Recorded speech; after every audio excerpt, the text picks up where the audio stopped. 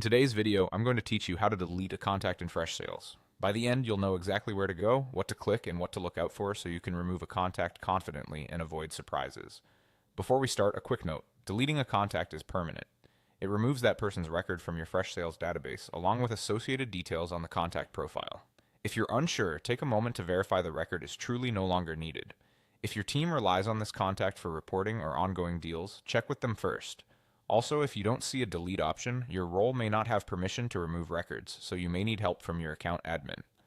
Let's begin. Open your Freshsales account and go to Contacts. You'll typically find contacts in the main navigation. This opens the full list of people stored in your CRM. Use search or filters to locate the exact person you intend to remove. It's smart to double check you've got the right record. Open the contact if needed and confirm details like company, recent activity, or tags to be sure you're not deleting a similarly named person. Once you're certain, select the contact. You can do this from the list by clicking the checkbox next to their name or by opening the contact's profile if you prefer to review the details one last time. Either way, you're preparing the record for removal.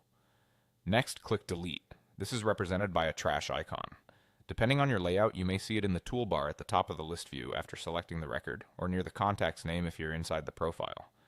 If it's in a menu, look for an option labeled Delete or the trash icon to proceed.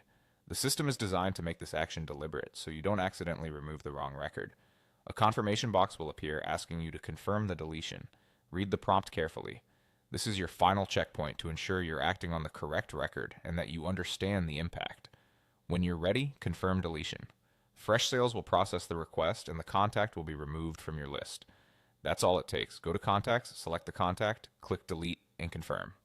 If you manage a large database, it's a good practice to establish guidelines for when to delete versus when to update a status or add a note. Clear criteria help keep your CRM clean without losing valuable history. Thanks for watching, and I hope this helps you keep your Freshsales data tidy and accurate.